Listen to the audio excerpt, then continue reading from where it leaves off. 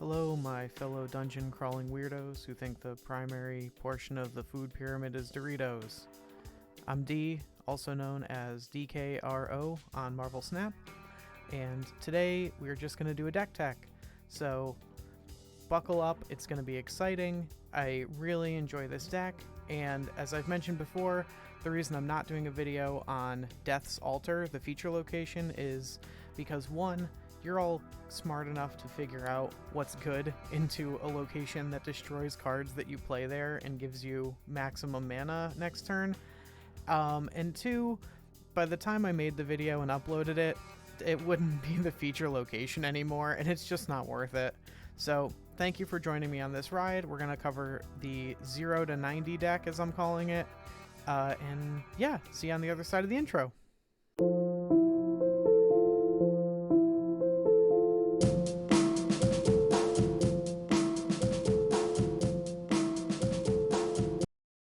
So this is the deck that this is vaguely the deck that I was playing the other day in my yesterday's video. Now, oh yeah, look, I turned off my cursor, so you can't see my cursor anymore. I got some people saying it was distracting. I've also had people say my avatar is distracting, but that's too bad because I feel like I need a face on video. I feel weird just having it be my voice. And my wife put a lot of work into this, so I'm keeping the avatar. But I did add up on the top left here, look, here, I'll show you. See, it follows me around. Isn't that nice? We have a deck list that's mostly, oh, well, okay, there it is. Anyway, deck tech. So the idea of this deck, as you saw in my previous video, is that 0 will remove the abilities. We call it silence in other card games. It removes all the abilities of the next card you play. That's positive or negative abilities. And we're kind of leaning into the negative part. So Titania will lose the ability to switch sides. I will say, having played with Titania more, if you can tell, she was gray last time we played this deck, but she is now green bordered. So I've been playing with her somewhat. I think Titania's ability to switch places can actually be really disruptive as I've played with her more. So, okay, your opponent has 2 cards on their side, and you play Titania and then something else, and then you give them that Titania, right? But now, if they played a card and they revealed first, it's full. If not, they have to commit a card there. If they think you're going to commit a card, it adds a lot of mind games. Sometimes they forget, and you'll pull Titania back on turn 6, and they're like, oh wait, yeah, I wasn't expecting the 10 power swing plus the power of whatever you played. But also, it just fills a spot up on their side of the board that they might want to use for other stuff. And that's pretty big brain. I don't recommend using her in that way a lot of the time, but some of the time you're going to get really cool wins out of this because of this. Okay, and then the other thing I was thinking after playtesting for a little bit is well, the best time to play Titania is when they have a full board, a full 4 on their side. So why don't we play Mojo, right? Because Mojo is a 2/8 if you and your opponent both have full boards, but you're only really playing Titania into an opponent's full board.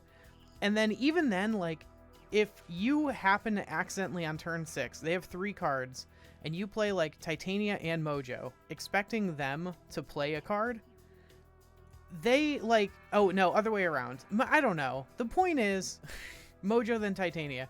So then if they don't play a card, you added 7. If they did play a card, you added 13 for 3 mana energy.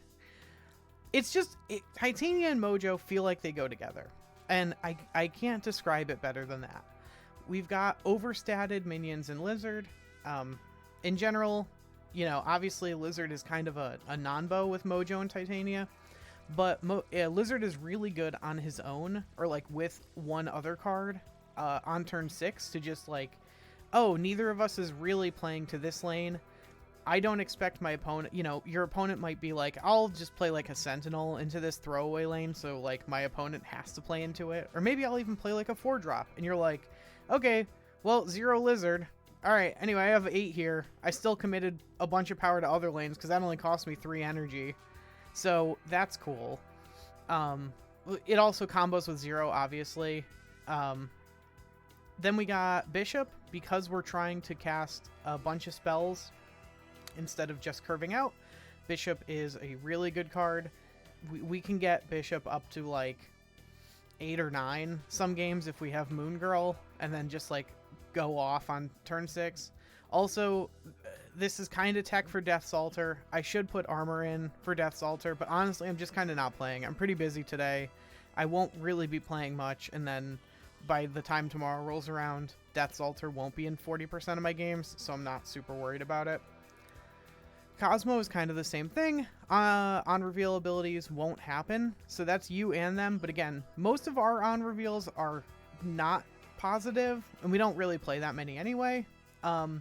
Most of our opponents will be very useful, and so great, cool. Like, this affects them more than it affects us.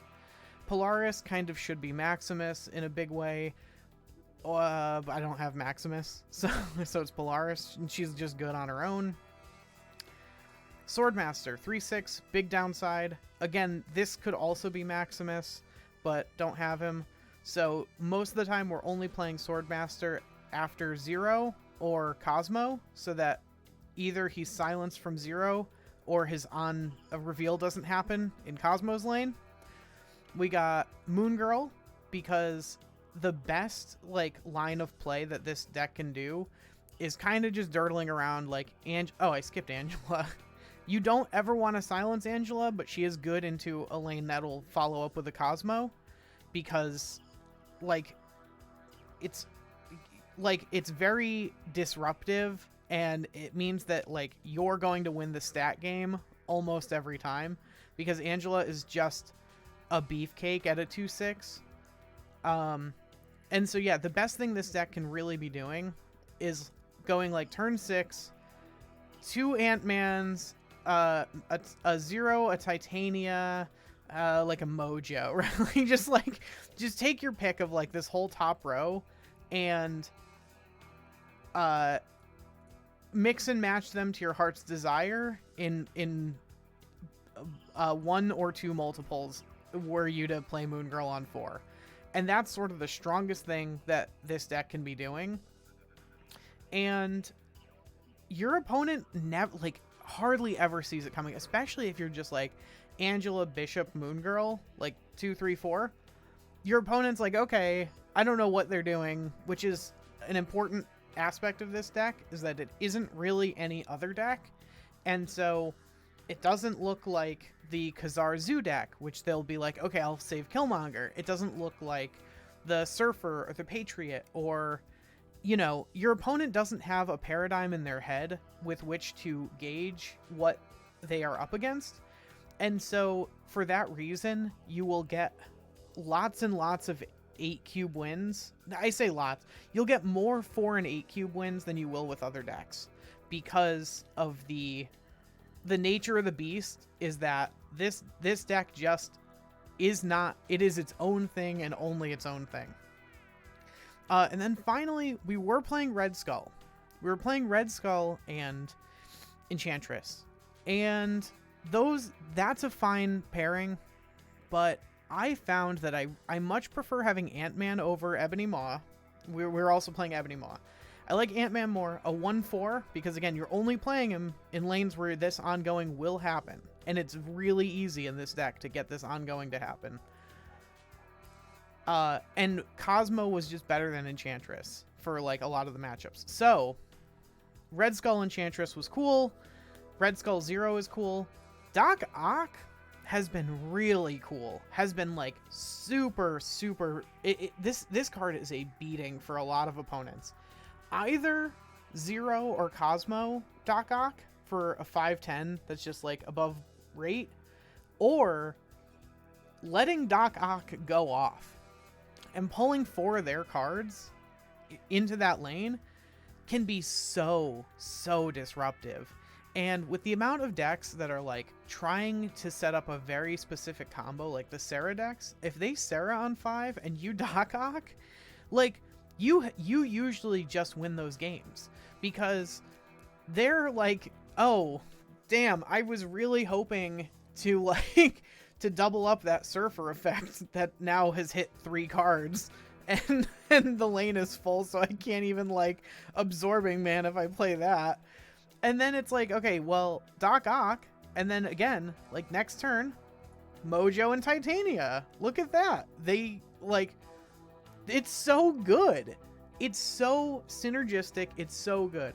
Now, if you don't have Doc Ock and you have Red Skull, because I think, is Red Skull Pool 2? Maybe I just got him really early in my career in Pool 3. But if you go Red Skull Enchantress instead, that's fine. That's not a bad play. I you know, if you have Maximus, play Maximus. But the whole point of this deck, and this gets into a larger point that I've touched on in previous videos, but I think I'm going to make sort of the rest of this video is not going to be gameplay. I apologize if you were looking forward to that, but it's just going to be insight instead. You get such an advantage. So there's a deck type called like a mid-range deck in Magic that's just like good cards. It's just cards that have too many stats for how much you pay for them. So 0 is like a 1-3. So that's like, you know, Blade is a 1-3, and Blade has a pretty severe downside. Oh yeah, switch. And I also considered Blade for this deck. I don't think I like it as much as everything that I have here. But, you know, leave me a comment what you would put in. The Guardians of the Galaxy cards all got buffed. Not all, but most of them got buffed. And that might be a consideration, but I really like this list as it is. Okay, so a mid-range deck in Magic is a deck where all the cards just have more stats than the cards your opponents are going to play. And that's true of this deck, and it holds a doubly important role in Snap to have decks like this, which is that decks like this are really good at winning more cubes, because the whole point is that if I play against a deck that's like Deathwave, I can evaluate my position really, really solidly. I can know with quite a lot of certainty whether or not I'm going to lose by like turn 4, right? I can see how many cards they've destroyed. I can see, you know, how their game plan is shaking out, basically. And then if they snap going into turn 5, I know they have the wave, so they have the combo of death plus another 6-drop on turn 6. I know my deck can't beat it, so I can retreat having only lost 1 cube. But my opponents sometimes will see Swordmaster and be like, oh, I think I know this deck. And then sometimes we'll see Angela. Angela's maybe the biggest giveaway, but sometimes they'll see, oh, Ant-Man Lizard. That's the Spectrum Destroyer deck. Cosmo is in that too, right? And your opponents will misread their position really, like, just so often. And it's really rewarding to play a deck like this, but it's also really strong the stronger your opponents are. And I think that that's a big part of it too. I would almost say, don't think of this deck. So if you're, okay, let me say it like this. If you are like sort of in the 30 or 40 ranks, I would definitely swap Doc Ock for Red Skull and Enchantress. But I would also just say, don't play this deck into every meta. Play this deck into like a meta that you can understand. Like right now, Deathwave is huge. Again, because of Death's Altar. Like Deathwave-esque decks are really, really big. And honestly, on that note, I probably should add armor, but I'm not going to. I like the deck exactly as it is right now. And I'm just going to stick with it. I've been doing good with it. But the more you can surprise your opponent with a list that's just kind of its own thing, especially against opponents that are progressively better, right? Like right now I'm fighting opponents that are in the 90 bracket, the 90 to 100. So like they're pretty good at evaluating a position. That's like, you know, that's a big part of how you get to rank 90 this quick in a season. And they can't evaluate this. The amount of times I can just see it. Like, they think they got it nailed down. They think they know what they're up against, and then you Doc Ock them, and the carnage that you pulled out of their hand ate the death that you pulled out of their hand, and they just okay, I guess I concede then. It's so touching. I think Doc Ock is probably the weakest card and is going to be the first cut when I eventually make edits to this deck, but right now it's been super fun and I love this effect so much. I just gotta play it. And again, under a Cosmo or a Zero, a 5/10 is perfectly fine. Red Skull is better in that narrow position, and if I was playing Shang-Chi and like Enchantress, I might do Red Skull, but I'm not. I'm playing like Cosmo as my tech. So that's the deck tech for today. Thank you for sticking with me. I know this is a little shorter. I'm going to try to keep them a little shorter in general. Please, if you're still here, 16 minutes in, please subscribe. We're trying to hit 100 subscribers. And like I say, I also stream on Twitch. That was in the intro, probably. Twitch.tv/decaying_omen. Okay, thank you so much. I love you. Bye.